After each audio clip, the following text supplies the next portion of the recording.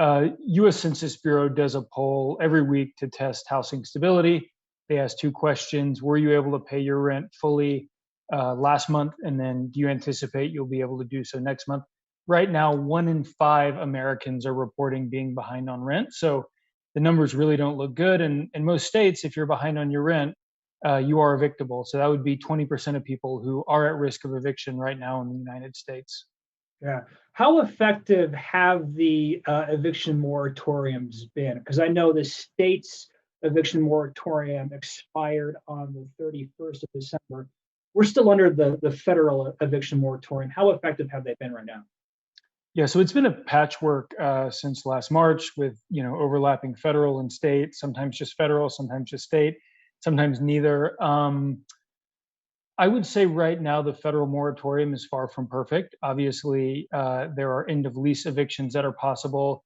Evictions on month-to-month tenancies are possible, and you're seeing some of those work their way through the courts, where it's really a tenant who's not able to pay their rent, but they're being evicted on the grounds of their lease just expiring. So there are loopholes. That said, these moratoria have gone a really long way in cutting down on the risk of eviction. And we think a number of people here in Colorado and across the US have avoided that situation because those policies have been in place. Yeah. For those of you just joining us right now, my name is Jeremy Jojola with 9 News and the 911 Investigative Unit. And this is Zach Newman with the COVID-19 Eviction Defense Project. Please ask some questions below. Our time is limited with Zach, who is helping us answer your questions about people who may be facing eviction in Colorado. Zach, one family I talked to here in Colorado, and we're going to be profiling their story 10 out of 10, is that they were threatened with an eviction, and they ended up having to go on Gofundme to get help to pay their back rent. And then eventually they left their home. An eviction wasn't filed against them, but they still were forced to leave their home. I'd imagine that kind of story is not uncommon in Colorado right now. Yeah, I mean, we have a lot of clients that try to use GoFundMe to pay their rent, or we see this a lot in the U.S. now to pay different healthcare expenses. The unfortunate reality is that the GoFundMe is as good as it gets for a lot of folks, because if you're not getting money from GoFundMe, it means you're probably taking a loan out against a credit card, you're going to a payday lender, you're selling a possession you need, like a car or a TV or a refrigerator, to be able to pay your rent. And those are really unattractive situations for people, because it means that the bill is going to come due on that loan, or you're going to have to buy a new vehicle at some point so you can get to work. And so really creating a lot of stress for families in our community. Yeah. This is an issue that is facing all sorts of people from a broad range of demographics. What kind of people are you seeing reach out to your group for help with evictions? Yeah, so we hear from everybody, right? I mean, these are folks who range from maybe individuals who've experienced eviction in the past to people who were earning 6-figure incomes and they lost their job because of COVID and they just haven't been able to get back up on their feet. So it's a problem that affects everyone. That said, people of color and families with children are at far higher risk of eviction in Colorado and across the US than other groups. So it is a problem that disproportionately affects those demographics. Yeah. I don't know if you can answer this, because I know your main advocacy role is for tenants, but I understand, is there help out there for landlords too? There is, and no one is trying to shortchange the hardship this is creating for landlords, especially mom and pop landlords who maybe have one property and that's the investment they want to use to retire. Certainly, we wouldn't want anyone to lose their property to foreclosure. The best thing landlords can do is apply for state rental assistance through Department of Local Affairs POP program. That's a property owner preservation program. That'll pay all the back rent. And then, of course, if your tenant wants to apply for EHAP, which is DOLA's other program, that will not only pay back rent, it can also pay up to 3 months of future rent. So there are ways to get paid. There is a long line, but it's worth getting in because the money will come.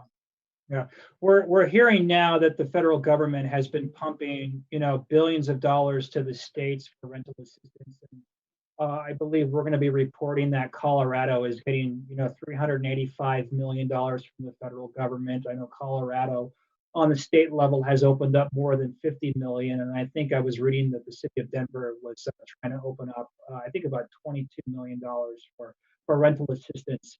Is this enough money coming into the state to help stave off any crisis? Yeah, that's the big question right now. Colorado's total number is the 55 million that the state legislature passed, along with another 385 million, as you said, from Congress, so 440 million total. In January alone, there were about $53 million in applications, and we anticipate that number is going to keep coming up. So we would like to see more money come into the system from the US Congress. The Biden administration is looking at another $30 billion package, and Colorado's share of that would be about another 450 million. I think the other thing here, though, is just accelerating getting money out the door. It takes time for tenants to apply. Nonprofit or employees of the government need to review those applications. Checks or wires need to get processed, and so it takes a lot of time to get through this money. And I think the faster we can accelerate the distribution of these funds, the better off landlords and tenants will be. Okay. We have about 5 more minutes with you, Zach. So for viewers who are joining us, we're talking with Zach Newman with the COVID-19 Eviction Defense Project. If you have any questions about maybe your situation with an eviction, please put it below and we'll try to get it to Zach here in the next 5 minutes. You talked about this federal funding coming into the state. We've talked a lot about that. And you touched upon this just now. How long does it typically take for that money to come in once someone applies for that assistance? What are you seeing? Yeah, it varies by client, but we're seeing a standard time of somewhere between 4 and 6 weeks to process. Not saying that's the average time. I'm sure there's faster and slower, but that's kind of our observed experience.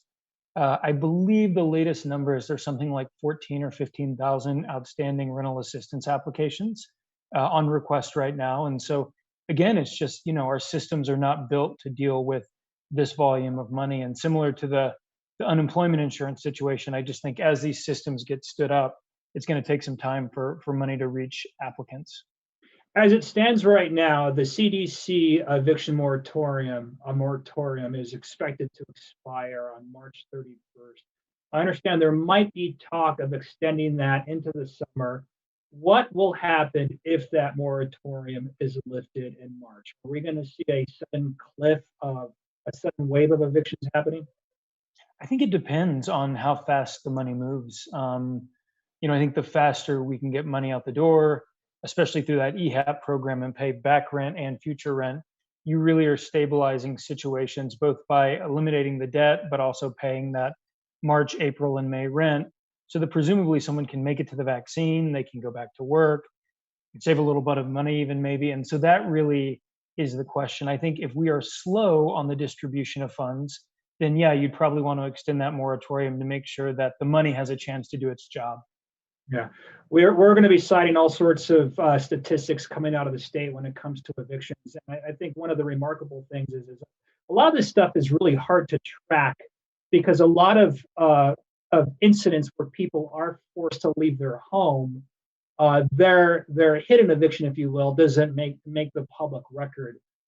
For people who are in that situation right now, Zach, when they're starting to get notices from the landlord, when they're starting to kind of get that threat of eviction, pay or get out, what's the first thing that you can recommend to that person what they should do? Yeah, so I think it's 2 things. I think the first thing is contact a lawyer. There are a ton of great free accessible legal services here in Colorado. Number 1 on the list is Colorado Legal Services. They're the best in the business. 9 to 5 Colorado also provides legal representation, the Colorado Poverty Law Project, and then, of course, the COVID-19 Eviction Defense Project. So get an attorney. They can help you understand your rights. The second thing, though, is get that EHAP application in through DOLA. It's going to take a long time to process. There's going to be, difficulty getting to the money over time. But I think just having the application in and getting your place in line is really important. Yeah. How are you, given your experience with this, should people, I would imagine people probably should try to have a discussion with their landlord too. Are you seeing for the most part, landlords are giving that leeway, even though landlords are in a spot themselves? We have seen just the best and the worst situations. Some landlords have forgiven rent, they've cut discounts, they've worked with their tenants to apply for rent, really been collaborative and helpful.